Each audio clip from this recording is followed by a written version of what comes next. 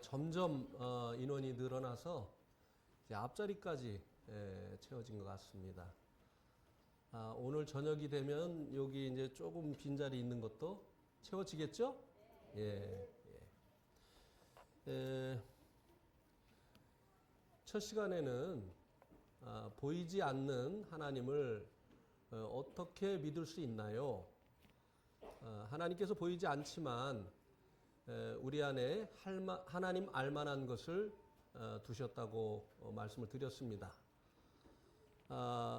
이 하나님 알만한 신의식이 우리 안에 있다고 하는 것은 하나님께서 계시다고 하는 반증이라고 말씀을 드렸죠. 우리 안에 음식에 대한 욕구가 있는 것은 그 욕구를 충족시켜 줄 수 있는 음식이 있는 것을 반증해 주는 것처럼 우리 안에 하나님에 대한 이 욕구가 있다고 하는 것은 하나님이 계시다고 하는 증거라고 말씀을 드렸습니다. 그리고 보이지 않는 하나님의 그 능력과 하나님의 그 신성으로 만드신 만물을 통해서 하나님께서 살아계시다라고 하는 우리가 증거를 받을 수 있고 이 증거를 통해서 하나님을 믿을 수 있다고 말씀을 드렸습니다. 보이지 않는 하나님을 가장 확실하게 나타내 보여주신 분이 바로 예수님이라고 말씀을 드렸습니다. 예수님 이 땅에 사람으로 오셨지만 사람이 할 수 없는 여러 가지 기적을 행하심으로 그분이 하나님이시라고 하는 것을 입증하셨습니다.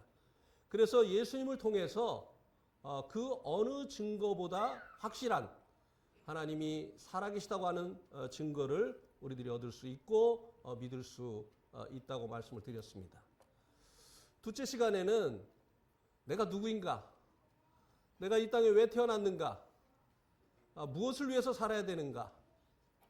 돈도 아니고 명예도 아니고 쾌락도 아니고 하나님께서 영생을 계획하시고 우리 인생을 이 땅에 태어나게 하셨다고 말씀을 드렸습니다.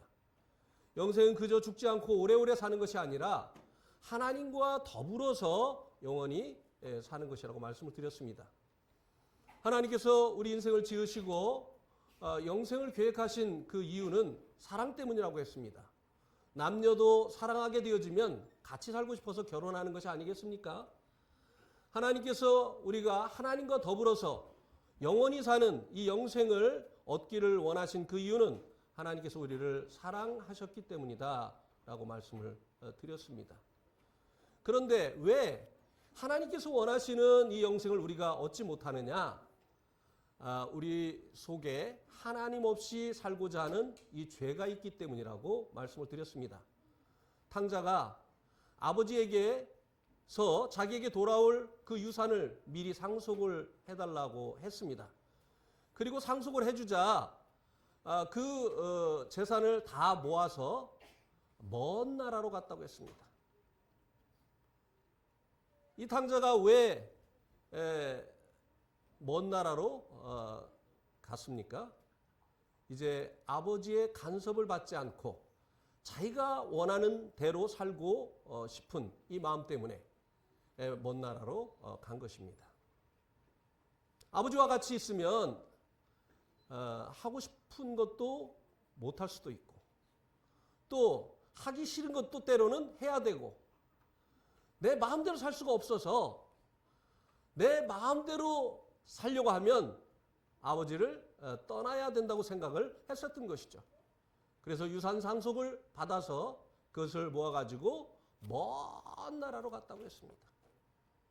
하나님께서는 우리가 하나님과 더불어서 살기를 원하시는데 우리의 마음속에도 하나님 없이 내 인생 내 거니까 내 마음대로 살겠다고 하는 이와 같은 죄가 있다고 하는 것입니다. 이 죄 때문에 하나님께서 우리들이 영생을 얻기를 원하지만 우리들이 영생을 얻을 수가 없다고 말씀을 드렸습니다. 그래서 이 죄를 버려야만 하나님과 더불어 살 수 있는 이 영생을 우리들이 얻을 수 있게 되어지는 것입니다. 이것을 보고 회개다라고 말씀을 드렸죠. 회개는 내가 이런 죄를 졌습니다. 저런 죄를 졌습니다. 라고 내가 지은 죄를 기억해서 낱낱이 고하는 것이 아니라 내가 지금까지 내 인생이 내 건 줄 알고 나니까 아닌데 내 마음대로 지금까지 내가 주인이 돼서 산 것이 이것이 죄인 것을 알았습니다. 하나님 잘못했습니다. 용서해 주세요. 이제는 내 인생이 하나님의 것입니다. 예수님이 나의 주인이십니다. 이렇게 자기가 주인되어서 살던 이 삶을 죄라고 하나님 앞에 고백을 하고 그리고 이제 예수님을 자신의 주인으로 받아들이는 것. 나의 왕이 되시어서 나의 삶을 통차게 하시는 것. 이것이 회개라고 말씀을 드렸습니다. 오늘은 오늘 본문 말씀은 로마서 6장 23절 말씀이 되겠습니다. 로마서 6장 23절.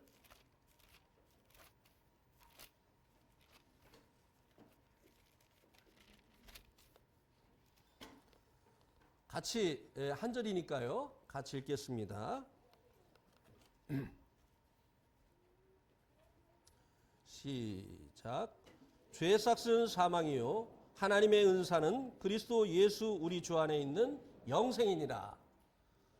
예, 여기 두 가지 반대가 되는 의미를 가지고 있는 단어가 나옵니다. 하나는 사망이고 그와 반대가 되어지는 생명에 대해서 말씀해 주고 있습니다. 이 사망은 죄의 삭시고 영생은 하나님의 은혜로 주어지는 것이다 라고 말씀을 해주고 있습니다. 이 죄로 인해서 우리들에게 사망이 왔다고 하는 것입니다. 그런데 사람이 이 죄를 짓게 되어진 것은 거짓의 아비 마귀의 그 속임을 당한 결과라고 말씀을 드렸습니다. 마귀는 거짓말장이고 거짓의 아비입니다. 그래서 그는 이 거짓을 가지고 처음부터 살인한 자라고 요한복음 8장 44절에서 말씀해 주고 있습니다. 하나님께서 동산 중앙에 있는 선과 악을 알게 하는 나무의 실과를 먹지 마라. 먹는 날에는 정령 죽으리라고 말씀하셨는데 마귀가 와서 결코 죽지 않는다. 오히려 그것을 먹는 날에는 너희 눈이 밝아져서 하나님처럼 되어서 선과 악을 알게 되어진다. 그래서 하나님께서 먹지 말라고 하신 거다. 거짓말로요, 사람을 유혹했어요. 그거 먹으면 죽어서가 아니야. 그거 먹어도 절대로 안 죽어. 그런데 사실은 그걸 먹으면 하나님처럼 되니까 하나님이 하나님처럼 되는 게 싫어가지고 그거 못 먹게 한 거야. 이 거짓말에 사람이 속았습니다. 그래서 먹으면 죽는 이 사망의 열매, 선과 악을 알게 하는 이 나무의 실과를 사람이 먹고 죽음에 이르게 되어진 것입니다. 그래서 이 마귀 사탄은 거짓을 가지고 사람을 죽음으로 몰고 갔습니다. 그래서 이 마귀는 처음부터 살인한 자다라고 성경이 말씀해 주고 있는 것입니다. 첫사람 아담이 이렇게 마귀에게 속아서 죄를 짓게 되어지고 그 싹스로 죽음에 이르게 되어졌습니다.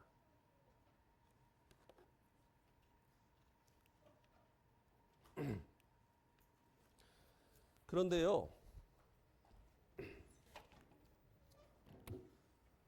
성경이 말하는 사앙처럼 보이죠?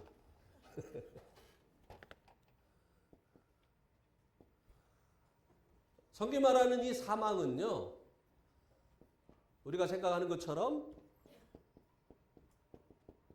소멸이 아닙니다. 성경이 말하는 죽음은요, 없어지는 게 아니에요. 성경이 말하는 죽음이 무엇이냐? 분리라고 하는 것입니다. 그래서 이 사망은 죄의 싹시라고 했습니다. 죄의 결과로 인해서 사람에게 이 죽음이 찾아왔는데요. 성경은 이 죽음을 세 가지가 있다고 말씀해 주고 있습니다. 첫 번째 사망은 영적인 사망입니다. 영적인 사망이에요. 이것은 하나님과의 분리입니다. 아담이 범죄한 후에 하나님과 분리되어졌어요. 생수의 그런 데는 하나님을 떠나게 되어졌습니다. 하나님 없이 살게 되어졌어요. 그래서 에베소서 2장 1절에 보면 너희 허물과 죄로 죽었던 너희를 살리셨다. 멀쩡히 살아있는 사람들을 죽었다고 말해주고 있습니다. 하나님 없이 살아가는 사람들. 육신은 살아있지만 영적으로 죽은 자들이라고 하는 것입니다. 그래서 이 죄로 인해서 첫 번째 영적인 사망이 왔어요. 두 번째는 육적인 사망이 오게 됩니다. 육적인 사망은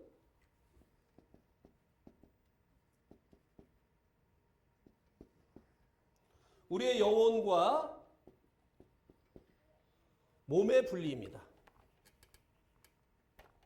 우리의 영혼과 몸의 분리예요. 그래서 이제 이 육신이 죽게 되어지면 더 이상 그 육신 안에 영혼이 있지 않게 되는 거죠. 그 다음에 이 육적인 죽음이 오기까지 하나님과의 깨어진 관계를 회복하지 아니하면 둘째 사망이 있다고 성경이 말씀해 주고 있어요. 세 번째는 둘째 사망입니다. 이것은 지옥에 가는 것입니다. 이것은 하나님과 영원한 분리를 얘기합니다. 지옥에 가면 이제 기회가 없어요. 하나님과 죄로 인해서 끊어진 관계를 회복할 수 있는 기회가 없습니다. 사람이 한 번 죽은 후에 두 번째 죽음이 있는데 이것은 지옥으로 가는 것입니다. 죄로 인해서 사람이 고장났다고 말씀을 드렸죠. 죄의 의미는 영어의 고장이라고 하는 이 단어와 그 의미가 통한다고 했습니다. Out of order. 하나님의 오더로부터, 하나님의 계획으로부터 빗나가 버린 상태. 하나님은 영생을 계획하시고 사람을 지으셨는데 사람들은 이 하나님의 뜻이 아닌 자기의 뜻대로 하나님 없이 사는 이 같은 길을 택했기 때문에 인간이 이제 고장나게 되어졌죠. 그래서 이 죄를 버리고 하나님께 돌아와서 회개하고 돌아와서 하나님과의 관계를 다시 회복하지 아니하면 영원한 죽음, 둘째 사망, 지옥에서 영원토록 이제 살아야 된다고 하는 것입니다. 이렇게 성경은 죄로 말미암은 세 가지의 죽음을 얘기하고 있어요. 죽음은 소멸이 아닙니다. 죽음으로 끝나는 게 아니에요. 죽음은 단지 분리일 뿐이라는 것이에요. 하나님과 분리되어지고 그리고 또 육신이 영혼과 분리되어지고 그리고 하나님과 영원히 분리되어지는 이 지옥, 이렇게 죄로 말미암는 세 가지의 죽음이 찾아오게 되어진다고 하는 것입니다. 죄의 삭은 사망이다. 이 자리에 계신 분들 중에 육신은 살아있지만 영적으로 죽어있는 사람들이 있어요. 제가요, 이 코가 있는데요. 코가 기능을 잃어버렸습니다. 그래서 냄새를 아무것도 맡지 못해요. 병원에 가서 후각 테스트를 하는데요. 여러 종류의 냄새가 나는 이렇게 샘플을 제 코에다 갖다 대더라고요. 아무것도 냄새가 나질 않았어요. 그러니까 의사 선생님이 완벽하게 후각을 잃으셨군요. 그래서요, 한 번은 네팔에서 이제 버스를 타고 여행을 하는데요. 제가 이제 빈 의자가 있어서 거기에 앉았습니다. 그리고 배가 고파서 사가지고 탄 초콜릿하고 그리고 우유하고 이렇게 맛있게 먹고 있었어요. 근데 다음 정류장에서 버스가 섰는데 젊은 사람 두 사람이 탔어요. 그러더니 제가 앉아있는 이 의자가 있는 곳으로 오다가 갑자기 아우 이게 무슨 냄새야! 깜짝 놀랐어요. 저는 냄새가 안 나서 거기 앉았거든요. 거기서 먹고 있거든요. 근데 이 사람이 제가 있는 곳으로 가까이 오다가 막 냄새가 난다는 거예요. 제가 어쩔 줄 모르겠더라고요. 예. 냄새가 있는데도 불구하고 제 코가 죽어가지고요. 냄새가 있는 것을 몰랐던 것이에요. 하나님이 어디 있어? 보이지도 않는 하나님을 어떻게 믿어? 이 사람은 나는 죄인이야. 나는 영적으로 죽어 있어 라고 말하고 있는 것이다 이 말입니다. 예, 냄새가 없어서가 아니라 제 코가 기능을 할 수 없게 되어졌기 때문에 있는 냄새를 제가 알 수가 없었던 것처럼 하나님이 안 계신 것이 문제가 아니라 우리의 영혼이 죽었기 때문에 죄로 인해서 죽었기 때문에 하나님을 알 수 없는 것이다 이 말입니다. 영적으로 죽은 사람들은 하나님을 알 수가 없어요. 하나님 어디 있냐고 합니다. 보여달라고 합니다. 보여준들 하나님을 볼 수 있는 영혼이 죽어 있는데 어떻게 하나님을 볼 수 있겠어요? 어떻게 하나님을 알 수 있겠습니까? 그래서 하나님께서 이 죄로 인해서 죽은 이 사람들에게 육적인 죽음이 올 때까지 하나님과의 이 관계가 끊어지게 만든 이 죄의 문제를 해결하고 하나님과 다시 관계를 회복하기를 원하신다고 하는 것입니다. 그래서 우리가 이제 하나님과의 관계를 다시 회복하는 것, 이것을 성경은 영생이다 이렇게 말씀해 주고 있습니다. 죽음이 뭐라고 했죠? 사망이 분리죠. 그죠? 그러면 생명은 무엇을 말하는 것일까요? 죽음이 분리이면 생명은 하나님과 연합하는 것이에요. 성경이 말하는 이 죽음이 분리이고 성경이 말하는 생명을 얻었다. 죽었던 자가 다시 살아났다. 하나님과 분리됐던 그 사람이 하나님을 영접함으로 인해서 하나님과 연합되어진 것. 이것을 보고 생명을 얻었다. 영생을 얻었다. 이렇게 말씀해 주고 있는 것입니다. 그래서 이 육적인 죽음이 오기 전에 이제 하나님이신 예수님을 영접을 해서 하나님과 더불어 사는, 하나님과 끊어진 관계가 회복되어지는 이 영생을 얻어야 된다고 하는 것입니다.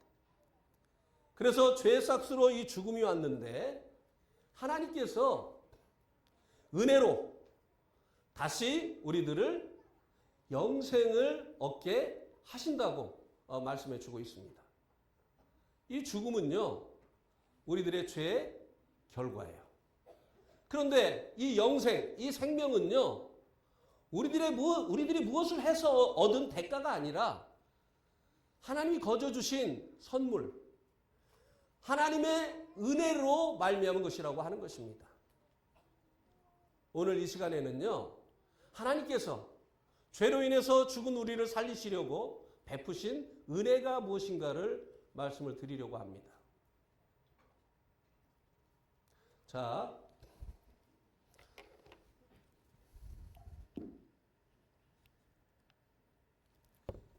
이사야서 59장 2절 말씀을 한번 보시기 바랍니다.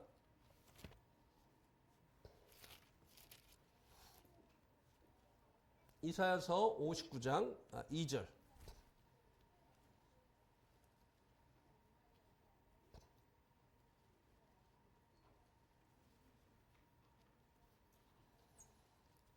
이사야서 59장 2절에 보니까요.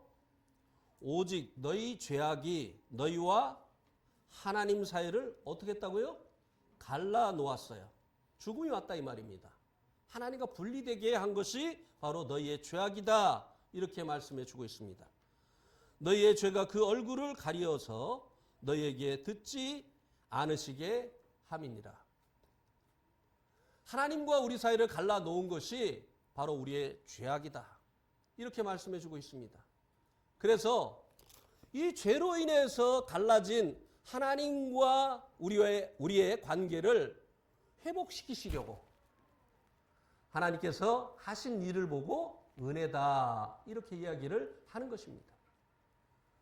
자, 우리 요한복음 13장도 한번 보시기 바랍니다. 요한복음 13장.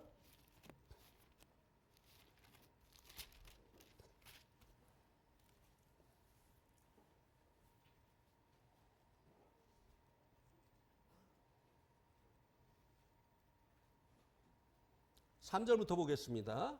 제가 몇 절을 읽겠습니다. 저녁 먹는 중에 예수는 아버지께서 모든 것을 자기 손에 맡기신 것과 또 자기가 하나님께로부터 오셨다가 하나님께로 돌아가실 것을 아시고 저녁 잡수시던 자리에서 일어나 겉옷을 벗고 수건을 가져다가 허리에 두르시고 이에 대야에 물을 떠서 제자들의 발을 씻으시고 그 두르신 수건으로 닦기를 시작하여 시몬 베드로에게 이르시니 베드로가 이르되 주여 주께서 내 발을 씻으시나이까? 예수께서 대답하여 이르시되 내가 하는 것을 내가 지금은 알지 못하나 이후에는 알리라. 베드로가 이르되 내 발을 절대로 씻지 못하시리이다. 예수께서 대답하시되 내가 너를 씻어주지 아니하면 내가 나와 뭐라고요? 상관이 없느니라. 예수님께서요 이제 하나님께로 돌아가실 날이 얼마 남지 않은 것을 아시고 제자들의 발을 씻기셨습니다. 그런데 스승님이 발을 씻겨주는데 버젓이 발을 내밀고 있는 이 제자들의 그 모습에 대해서 좋지 않게 생각하고 있던 제자가 있었습니다. 베드로였어요. 어떻게 선생님이 발을 씻는데 저렇게 발을 내놓고 있지? 그래서 이제 베드로의 이 차례가 되어졌을 때 선생님이 우리들의 발을 씻기십니까? 이렇게 이제 베드로가 이야기를 하니까 예수님께서 베드로에게 이렇게 말씀하셨습니다. 내가 하는 것을 내가 지금은 알지 못하나 이후에는 알게 될 것이다. 내가 발을 씻는 것이 무엇을 의미하는지 지금은 네가 알지 못하지만 나중에는 이 의미가 무엇인지 네가 알게 되어질 것이다. 그렇게 말씀을 하셨어요. 그랬는데 베드로가 내 발은 절대로 못 씻기십니다. 제 발은 안 됩니다. 어떻게 선생님이 제자의 발을 씻기십니까? 제자가 선생님 발을 씻어야죠. 이건 안 될 일입니다. 하고 베드로가 거절을 하려고 했어요. 그런데 예수님께서 뭐라고 말씀을 하셨느냐면 내가 너를 씻어주지 아니하면 내가 나와 상관이 없다.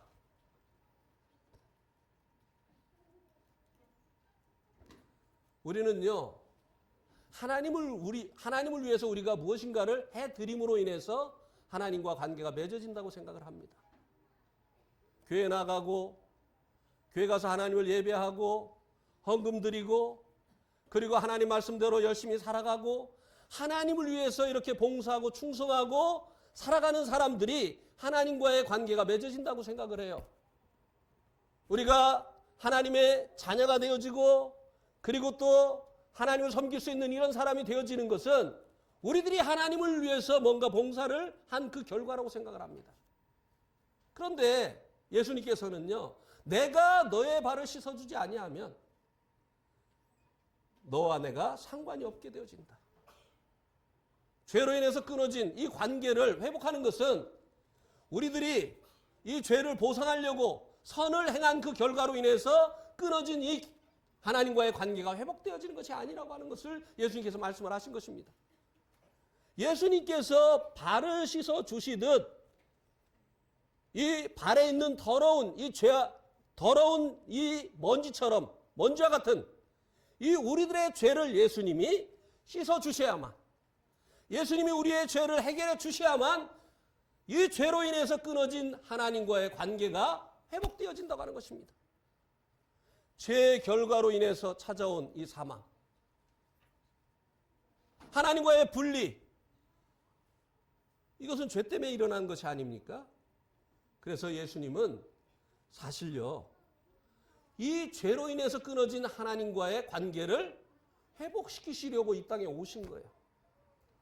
그래서 이 죄를 씻어주시기 위해서, 하나님과의 관계를 끊어놓은 이 죄, 거룩하신 하나님은 이 죄 때문에 우리에게 올 수가 없게 됐어요. 하나님은요, 머리털만한 죄도 있으면요, 그 사람에게 올 수가 없습니다. 하나님은 죄는 반드시 심판하셔야 되는 의로우신 분이에요. 또 우리도요, 죄가 있으면요, 하나님 무서워가지고 하나님께 갈 수가 없어요. 예, 어떤 사람이요, 밤에 밤일을 하고, 예, 도둑질을 하고 식당에 가서 이제 밥을 먹고 있었습니다. 그런데 경찰도 밤에 이렇게 순찰 활동을 하고 배가 고파서 그 식당에 밥을 먹으러 왔어요. 도둑 잡으러 오지 않았습니다. 그런데 이 도둑이 밥을 먹고 있다가 경찰이 들어오니까 자기 잡으러 온 게 아닌데 수저를 딱 놓고 얼른 나가는 거예요. 우리가 죄가 있기 때문에 하나님이 두려운 거예요. 예. 그래서 이 죄의 문제가 해결이 안 되면요, 하나님께 나아갈 수가 없습니다. 하나님도 우리에게 올 수가 없고 우리도 하나님 앞에 나아갈 수가 없는 거예요. 그래서 이 죄로 인해서 끊어진 이 관계, 사망 가운데 있는 우리들, 하나님과 분리되어져 있는 우리들을 다시 하나님과 이제 같이 살게 하시려고, 하나님과 연합되게 하시려고 예수님께서 하나님과 우리 사이에 있는 죄를 없애시기 위해서 이제 어떤 일을 하실 것이라는 것을 제자들에게 보여주시려고 제자들의 그 더러운 발을 씻으신 거예요. 근데 베드로가 거절을 하니까, 예수님이 이 문제를 해결 안 해주시면 하나님과의 관계가 회복이 안 되는데, 베드로가 거절하려고 하니까, 내가 너의 발을 씻어주지 아니하면 내가 나와 상관이 없게 되어진다. 죄의 싹은 사망이고 영생은 하나님의 은사로 말미암는다고 했습니다. 은사는 하나님의 은혜예요. 제가요, 이 구원을 받기 전에요, 성경을 읽을 때마다 이해가 가지 않는 두 단어가 있었습니다. 하나는 뭐냐면은 은혜라고 하는 단어. 은혜로 구원받는다는 이 은혜라고 하는 단어가 이해가 안 됐어요. 왜요? 아니, 내가 교회를 안 다녀도, 내가 이렇게 새벽 기도하고 철회 기도하고 열심히 하나님께 기도를 안 드려도, 내가 헌금을 떼어먹어도, 11조를 떼어먹어도, 그리고 하나님 말씀대로 살려고 노력을 안 해도 하나님이 나를 사랑하신다고? 아니야. 내가 교회 다니니까, 내가 이렇게 열심히 기도하니까, 내가 열심히 이렇게 11조를 드리니까, 내가 성수주의를 하니까 하나님이 나를 사랑하시지. 근데 뭐 은혜야? 은혜라고 하는 단어가 그렇게 이해가 안 됐어요. 그 다음에 두 번째 이해가 안 되는 단어가 무엇이었느냐면요, 정죄함이 없다는 말이 이해가 안 됐어요. 교회만 가면 이 죄는 용서해 주시옵소서. 죄가 생각이 나요. 네. 제가 이제 가장 저를 괴롭히던 죄가 뭐였었느냐면요, 아버님이 시골에서 목회를 하셨기 때문에 할머니가 저희 삼남매를 키우셨어요.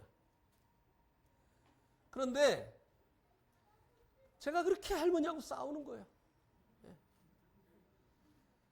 저희가 이제 서울에서, 아버지가 이제 시골에서 목회를 하시니까 너무 가난해가지고요, 아주 그 허름한 집에 새를 들어서 살았습니다. 근데 이 집이 아주 허름한 집이라 대문이요, 이렇게 낡아가지고 이렇게 잘 들어서 닫아야만 닫힙니다. 그냥 이렇게 밀면요, 다시 열려요. 제가 그걸 알아요.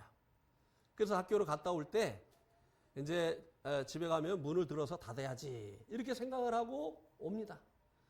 그래서 이제 집에 들어오면서 저희 할머니에게 할머니 학교 다녀왔습니다. 이렇게 하면은 저희 할머니가 아이고 그래 우리 손자 수고했다. 그러면 제가 문을 들어서 닫아요. 근데 저희 할머니가 뭐라고 하시느냐 하면 얘야 문 들어서 닫아라. 이렇게 하셔요. 그러면은 문 들어서 닫아라. 그러면은 문 들어서 닫고 싶은 마음이 싹 없어져요. 그래가지고 문을 그냥 탁 놓고 옵니다. 그럼 저희 할머니가 또 요놈 봐라. 헬미가 뭐라고 했어? 그러면 제가 아이 진짜. 그러면 저희 할머니가 아니 문 들어서 닫으라는 말이 나쁜 말이냐? 그럼 제가 진짜. 아니 요놈 봐라. 너 지금 할미 때리고 싶어서 그러지? 막 이렇게 어깃장을 막 부리시는 거래요. 내가 왜 할머니 때려? 아유 진짜. 그러면은 요놈 봐라. 그래 요놈아 죽여 막 그러면서 막 달려. 그러면 이제 제가 죽어 넘어가는 거예요. 막 벽에다가 그냥 머리를 박고 그냥 아우 진짜 내가 미친다 미쳐. 내가 왜 할머니를 죽여? 그리고 그 다음날 이제 새벽기도 가는 거예요. 가면 정죄가 가득해. 만땅이야. 네. 무슨 정죄가 없어요. 매일 정죄인데. 네. 천부의 의지 없어서 손들고 옵니다. 주 나를 박대하며 가시면 내 어디 가리까? 아버지여 이제는 용서해 주시옵소서. 용서해 주실 줄 믿습니다. 다음날 학교 갔다 왔어요. 할머니 학교 다녀왔습니다. 얘야 문 들어서 닫아라. 아이고 진짜 내가 할머니 때문에 미친다 미쳐. 매일 이랬어. 무슨 정죄가 없어요. 맨날 정죄. 그래서 이 은혜라고 하는 말도 이해가 안 됐고, 그리고 정죄가 없다고 하는 이 말도 이해가 되지를 않았어요. 내가 하나님께 뭔가 하니까 하나님 날 이뻐하시는 거지. 뭐가 은혜야? 뭐가 거저 주어져? 이해가 되지 않았습니다. 그런데 하나님께서 이 베푸신 은혜, 죄로 인해서 끊어진 하나님과의 관계를 회복해서 우리가 하나님과 더불어서 사는 이 영생을 얻게 하시려고 하나님께서 베풀어 주신 이 은혜가 무엇이냐 하면요, 우리가 지은 이 죄의 문제를 우리가 해결해야 되는데 하나님께서 대신 그 아들 예수님을 통해서 우리의 죄의 문제를 해결해 주셨다고 하는 것입니다. 이게 은혜예요. 예. 자, 그 일을 어떻게 하셨느냐 하면요, 죄의 삭시 뭐라고 했죠? 사망. 이 사망은 뭐냐면요, 죄의 값으로 생명을 내어 놓아야 된다고 하는 것입니다. 그래서 죄의 삭시 사망이다라고 하는 것은 다른 말로 하면 죄의 값은 생명이다라고 하는 것입니다.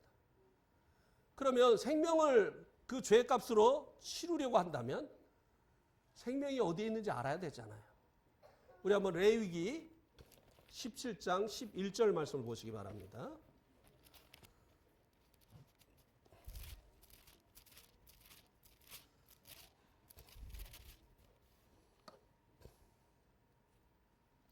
레위기 17장 11절 같이 한번 읽겠습니다. 시작. 육체의 생명은 피에 있음이라 내가 이 피를 너희에게 주어 제단에 뿌려 너희의 생명을 위하여 속죄하게 하였나니 생명이 피에 있으므로 피가 죄를 속하느니라. 육체의 생명이 어디에 있다고요? 피에 있어요. 이거요, 누가 가르쳐주지 않았는데도요, 애들도 압니다. 애들이 싸움을 하다가요, 코피가 터져가지고 피를 막 흘리면 어떻게 하죠? 울기 시작해요. 왜요? 내 생명이 지금 빠져나가고 있는 거예요. 이거 멈추게 하지 않으면 죽어요. 이거 본성적으로 알아요. 육체 생명이 어디에 있다고요? 피에 있어요. 그래서 죄의 삭은 뭐라고요? 피예요.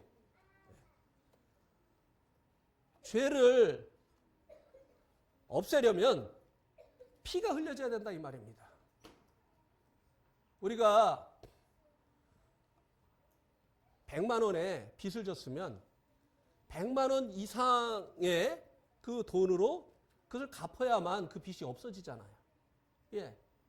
이 죄를 없애는 이 방법은 죄의 값을 치러야 되는데 죄의 값이 사망인데 이 사망이라고 하는 것은 생명을 죄값으로 요구한다고 하는 것입니다.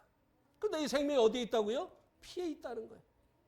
그래서 이 피로만 죄값이 치루어질 수가 있다고 하는 것이에요. 또 죄는 하나님과 우리의 관계를 끊어놓았을 뿐만 아니라 이 죄는요, 우리들의 마음을 더럽게 만들었어요. 예. 그래서 이 더러워진 우리의 마음을 씻어주고 그리고 하나님과 우리 사이에 끊어진 이 관계를 회복시켜주는 이 일을 하는 것이 바로 피다. 성경이 이렇게 말씀해주고 있어요.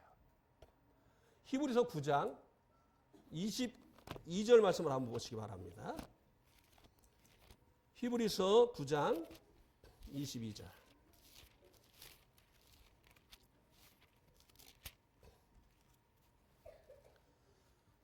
신약성경 뒷부분에 있습니다. 히브리서 9장 22절.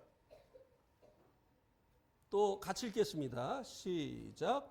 율법을 따라 거의 모든 물건이 피로써 정결하게 되나니 피 흘림이 없은즉 사함이 없느니라. 하나님의 법에는요, 거의 모든 물건이 피로써 정결케 된다 이렇게 말씀해 주고 있습니다. 그래서 하나님의 성전에 있는 모든 기구들을 항상 이 피를 뿌려서 정결케 하는 것이에요. 죄로 더러워진 우리의 마음을 정결케 하는 것도 피라고 하는 것입니다.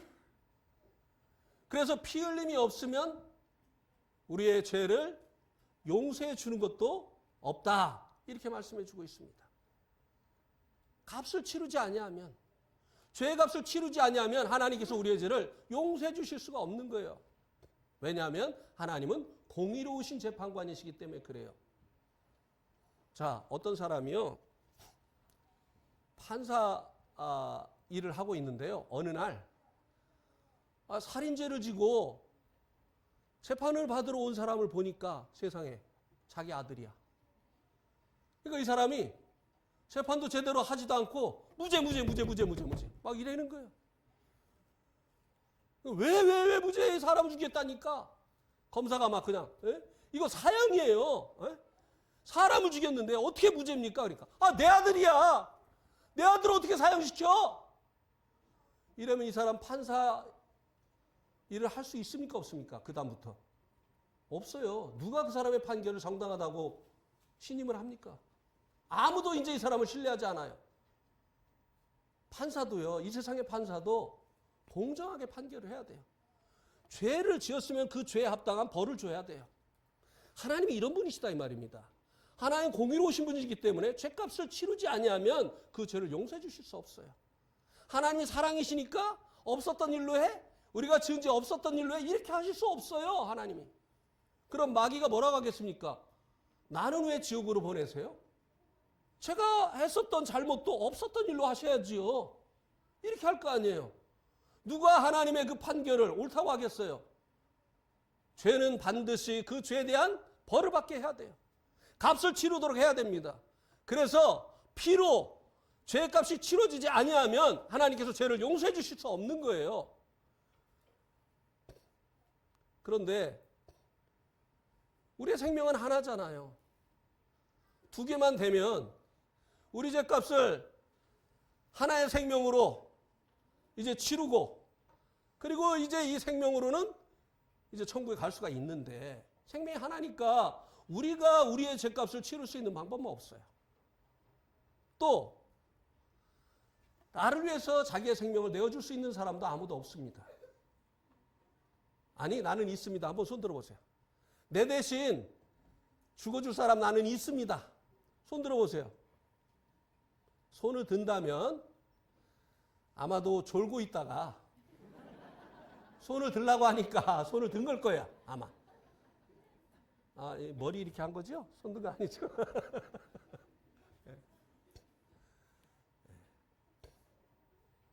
아니면 우리 어머니는 나를 위해서 죽어줄 수 있을 거야라고 생각을 해서 들 수도 있어요. 말은 할 수 있습니다. 내가 내 자식을 위해서 내 생명을 줄 수 있다고. 그러나 정말 대신 죽어야 되는 그런 상황이 되어지면요, 그렇게 하지 못한다는 것이에요. 6.25 때 이제 그 아이들을 이제 업고 피난을 가다가 앞에서 막 총소리가 나니까 뒤에 업고 있던 아이를 엄마가 어떻게 했다고요? 아이고!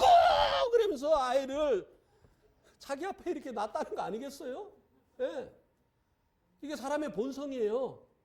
예. 말로는 내가 너를 위해서 내 생명 줄 수 있다. 사랑한다. 그렇게 하는데요. 진짜 죽음의 상황이 오면은 아이고!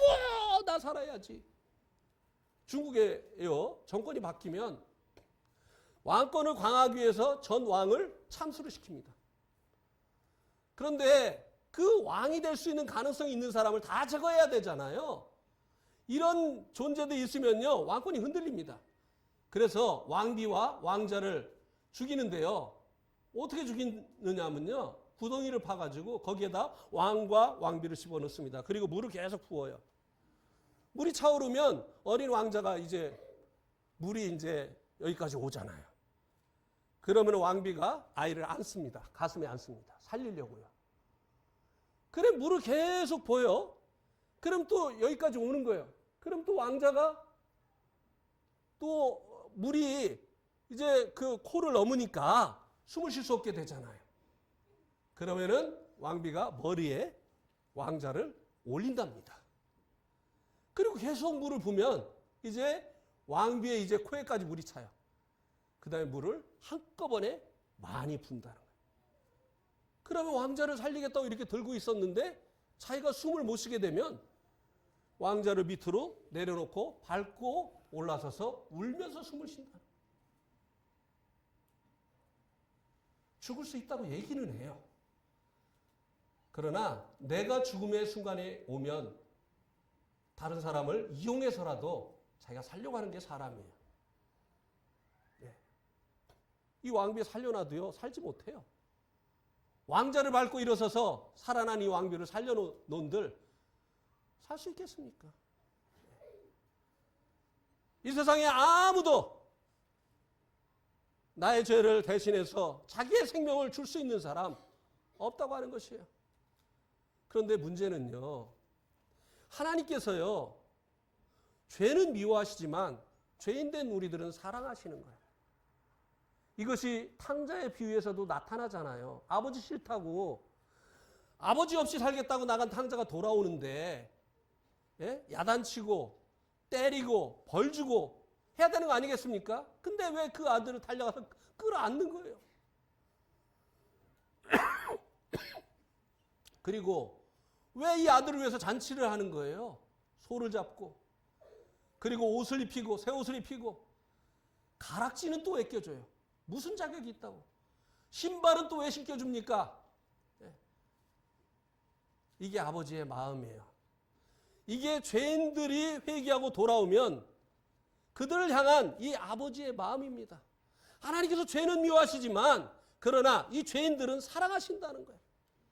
죄인들이 죄 때문에 하나님과의 관계가 끊어진 사망 상태에 있다가 육체의 죽음을 당하게 되어지고 그때까지 하나님과의 관계를 회복 못하면 지옥에 가니까 하나님께서 그것을 원치 않는다는 거예요.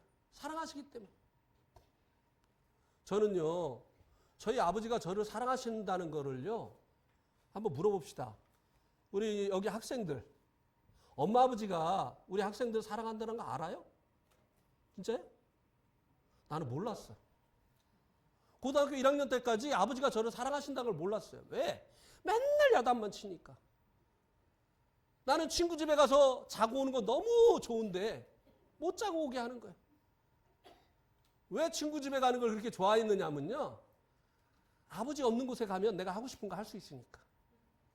요것도 할 수 있고, 예, 요것도 할 수 있고, 예. 친구 집은 자기 방이 있단 말이에요. 그래가지고 선풍기를 창문에다 틀어놓고 안에서 이제 하면은 다 글로 나가니까. 예. 근데 그렇게 친구 집을 못 가게 해요. 하루는 친구 집에 갔다가 왔는데 난리가 났어요. 제 책을 다 마당에다 집어 던지시고요. 교복을 다 찢어 놓으셨어요. 너무나 화가 났어요. 어머니가 막 울면서 제 교복을 꼬매고 있어요.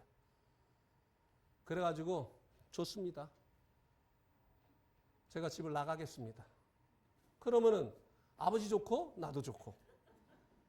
그래서 고등학교 1학년 때 집을 나갔어요. 네. 그래서 3일이 지났는데요. 그때 이제 아버지가 이제 시골에서 목회를 하고 계셨기 때문에요. 우리가 이제 굉장히 어렵게 살았습니다. 그래서 제가 공부를 잘했는데요. 야간고등학교를 가지 않으면 안 됐습니다.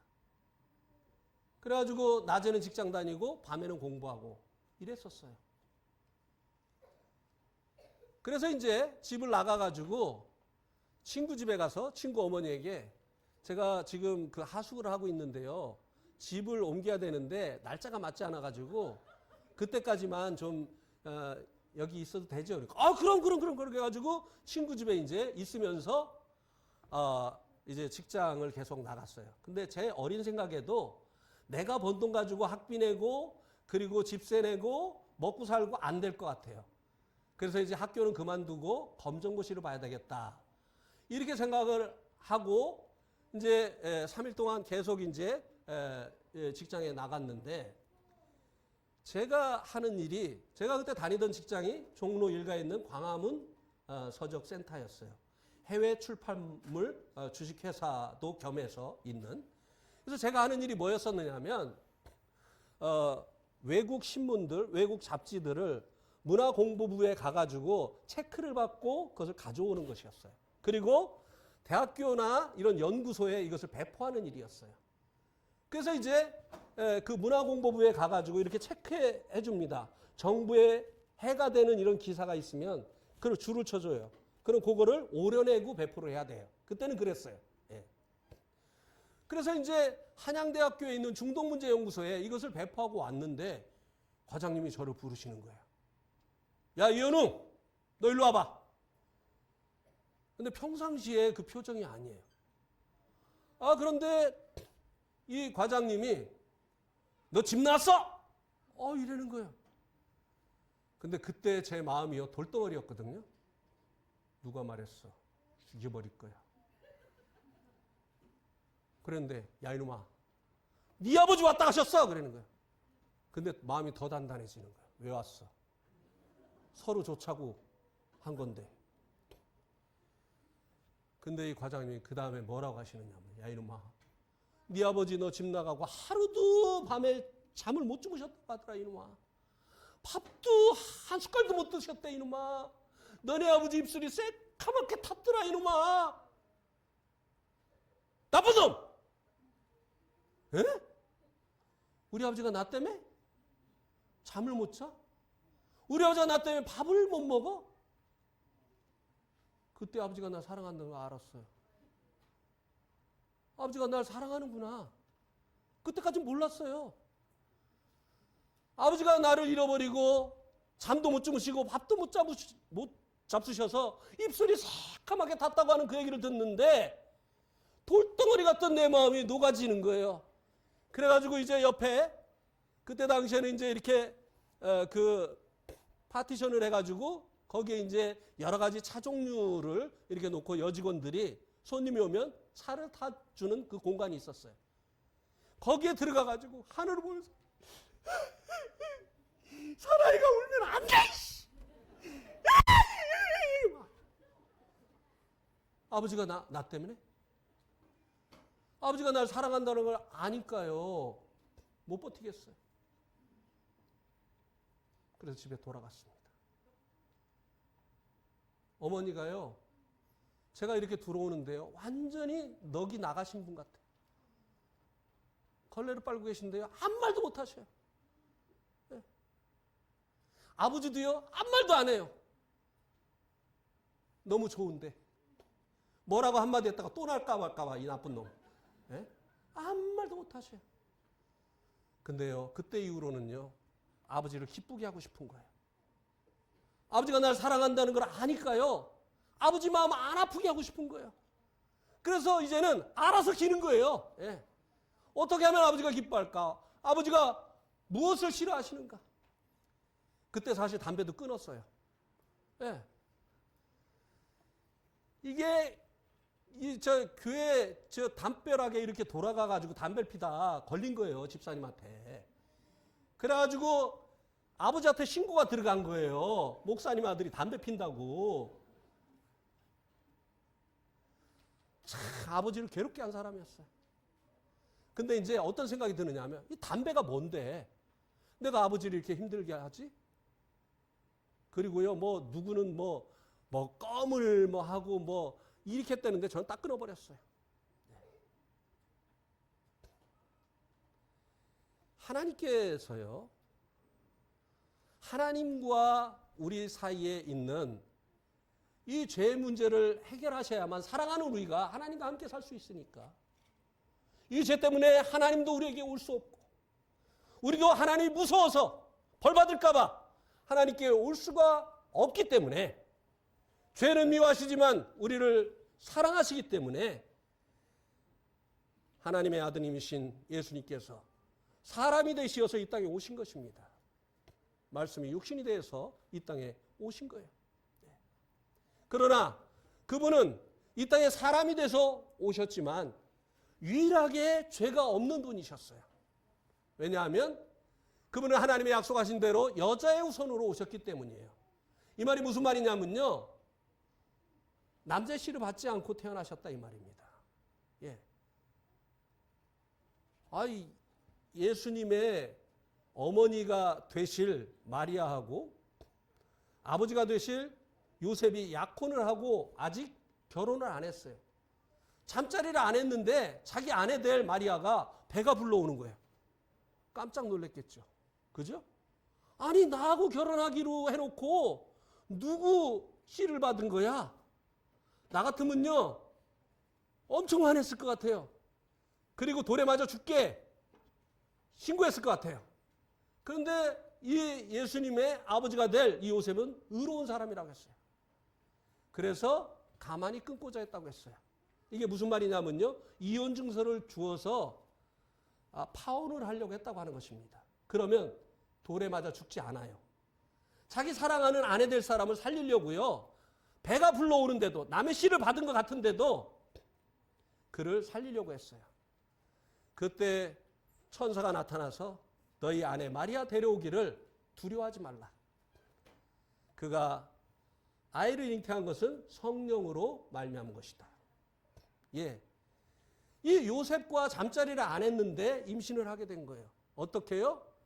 성령님으로 인해서. 성령은 하나님이십니다. 천지를 창조하신 하나님께서 마리아의 그 태 속에 예수님이 임신되게 하신 거예요. 그래서요, 예수님은 유일하게 사람으로 이 땅에 오셨지만 남자의 씨를 받지 아니한 죄 씨를 받지 아니한 의로운 분으로 이 땅에 오신 것이에요. 자, 베드로전서 2장 한번 보시기 바랍니다. 베드로전서 2장 22절 베드로전서 2장 22절 그는 죄를 범하지 아니하시고 그의 입에 거짓도 없으시며 욕을 당하시되 맞대어 욕하지도 아니하시고 고난을 당하시되 위협지 아니하시고 오직 공의로 심판하시는 이에게 부탁하시며. 예수님은 죄를 안 졌다는 거예요. 그래서 거짓말도 안 하시고 자기가 욕을 당하셔도 맞대어서 욕하지 아니하시고 고난을 당하셔도 누가 고통을 줘도 그 사람에게 그 사람을 위협하지 않으셨다는 거예요. 자, 여러분 여기 깨끗한 물이 있습니다. 불순물이 전혀 없는 물이 있어요. 여기에다가 수저를 넣고 막 저었습니다. 어떤 변화가 일어나겠습니까? 아무런 불순물이 없는 이 컵에 이제 수저를 넣고 막 저었어요. 변화가 있겠습니까? 안 변해요. 예수님은요, 욕을 당하셔도 욕하지 않으셨어요. 고난을 당해도 위협지 않으셨어요. 왜요? 죄가 없으시니까. 그런데 자, 여기 찌꺼기가 가라앉아 있는 물이 있습니다. 이 물에, 이 컵에 수저를 넣고 막 저었어요. 어떤 변화가 일어나겠습니까? 깨끗해 보이던 그 물이 부욕해 보일 겁니다. 이게 우리예요. 우리는요, 누가 우리 욕하면요, 우리도 맞대어서 욕합니다. 예? 그죠? 그 다음에 누가 우리를 아프게 하면요, 복수하려고 합니다. 그죠? 근데 복수하다가 잘못하면 내가 당하겠어. 그럼 어떻게 하죠? 집에 와가지고 마음속으로 복수해요. 머리 다 뽑아놓고, 목도 밟고, 막 손도 비틀어 놓고, 이렇게라도 하잖아요. 이게 우리예요. 왜요? 우리는 죄인이기 때문에 누군가가 건드리면 죄가 나와요. 그죠? 그러나 예수님은요, 아무리 욕을 하고 아무리 고난을 줘도요, 예수님 반응하지 않으셨어요. 왜요? 그분은 죄가 없으시기 때문에. 남자 씨를 받지 않고 태어나셨기 때문에, 아담의 그 죄 씨를 받지 않고 태어나셨기 때문에 그분은 이런 일들을 통해서 죄가 없으시다고 하는 것을 입증하셨어요. 그런데 이 죄가 없으신 예수님이 왜 가장 큰 죄를 지은 죄인들을 처형하는 십자가에 달리셨느냐고 하는 것이에요. 24절에 보세요. 24절. 베드로전서 2장 24절. 친히 나무에 달려 그 몸으로 무엇을 담당하셨다고 여기 말씀해 주고 있습니까? 우리의 죄들을 담당하셨으니.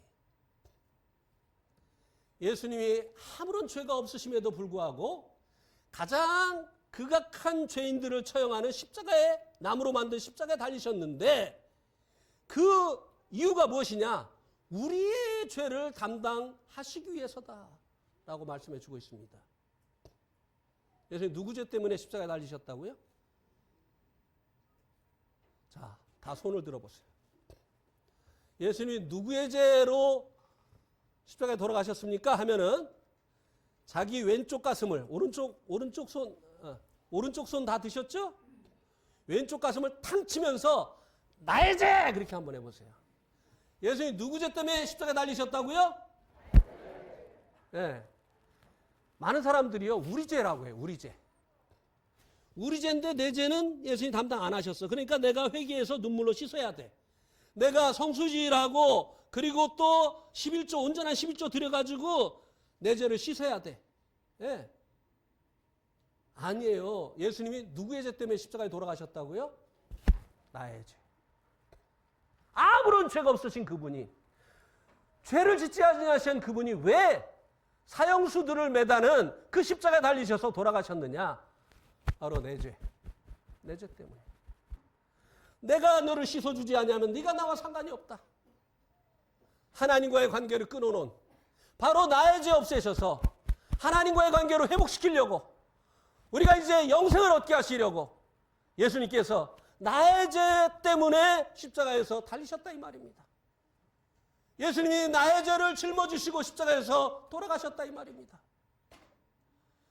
십자가는, 십자가에 달리기 위해서요, 양손과 양반의 못을 박습니다. 또 예수님은 머리에 가시관까지 쓰셨어요. 십자가에 달리셔서 예수님께서 그래서 못 박힌 그 손과 발로부터 피를 쏟으셨어요. 또 가시관에 찔리시면서 피를 쏟으셨습니다. 왜요? 피 흘림이 없으면 사함이 없기 때문에. 우리 죄가 용서받을 수 있는 길은 우리 대신해서 누군가가 죄값을 피로 치러야 되기 때문에 예수님께서 십자가에 달리셔서 피 흘리셔서 그 흘리신 피로 우리의 죄값을 어떻게 했다고요? 다 치루어 주신 거예요. 그래서 우리가 하나님 앞에 죄를 용서받을 수 있는 길을 마련해 놓으신 것입니다. 예. 예수님께서 마지막으로 십자가에서 하신 말씀이 무엇인가 한번 보도록 하겠습니다. 요한복음 19장 30절.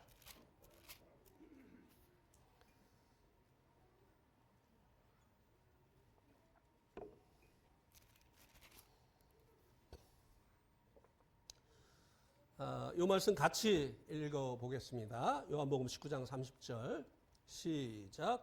예수께서 신포도주를 받으신 후에 이르시되 다 이뤘다 하시고 머리를 숙이니 영혼이 떠나가시니라. 예수님께서 마지막으로 십자가에 달리셔서 우리의 죄를 담당하실 때 마지막으로 남기신 말씀이 있습니다. 뭐라고 했습니까? 다 이루어라 하고 돌아가셨죠. 많은 사람들이 그렇게 생각을 해요. 예수님이 다 이루어라 니들이. 열심히 교회 다니고 11조하고 성수지일하고 착하게 살아서 너희 죄를 너희들이 다 보상해라. 그러면 예수님께서 돌아가시면서 다 이룰 것이다 이렇게 하고 돌아가셨습니까? 뭐라고 하셨죠?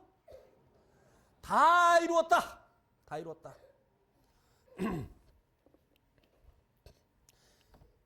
예수님이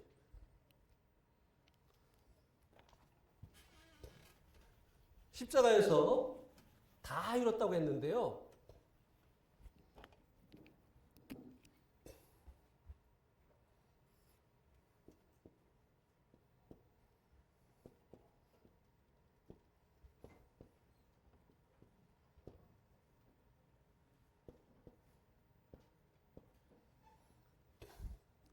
이렇게 말씀하신 것입니다. 테텔레스타이. 다 이루었다. 테텔레스타이. 이 말은요, 그 당시에 장사꾼들이 사용하던 말이었어요. 언제 이 테텔레스타이라는 말을 하느냐면요, 이거 얼마예요? 예, 10만 원입니다. 그러면은 10만 원을 내고 이 물건값을 치르고 나서 서로 탈탈 털면서 테텔레스타이 계산 끝났습니다. 여러분, 예수님 십자가에서 무엇 때문에 돌아가셨죠? 무엇 때문에? 내 죄 때문에, 내 죄 때문에. 내 죄값을 예수님이 어떻게 했다고요? 다 계산했다. 예. 죄의 형벌을 우리가 받았어야 됐는데 예수님이 대신 받으셨다. 우리의 마음속에 있는 죄로 더러워진 것들을 예수님 피로 다 씻었다. 테텔레스타이. 예. 이것이 하나님의 은혜예요. 이 은혜로 우리가 영생을 얻을 수 있도록 그렇게 해 주신 것입니다. 자, 다음 시간에는 이제 이번 시간은 끝났고요. 이따 저녁에 다음 시간에는 그러면 우리 편에는 뭐를 해야 되는가? 하나님 편에서는 이 일을 다 이렇게 해놓으셨는데 우리 편에서는 뭐를 해야 되는가? 요거를 다음 시간에 말씀을 드리겠습니다. 예. 이번 시간은 여기까지 말씀을 드리겠습니다. 자, 다시 한번 확인합시다. 마지막에. 예수님 누구 죄? 내 죄. 가슴 치면서 다시 한번. 예수님 누구 죄요? 내 죄. 예. 우리 죄가 아니라 내 죄.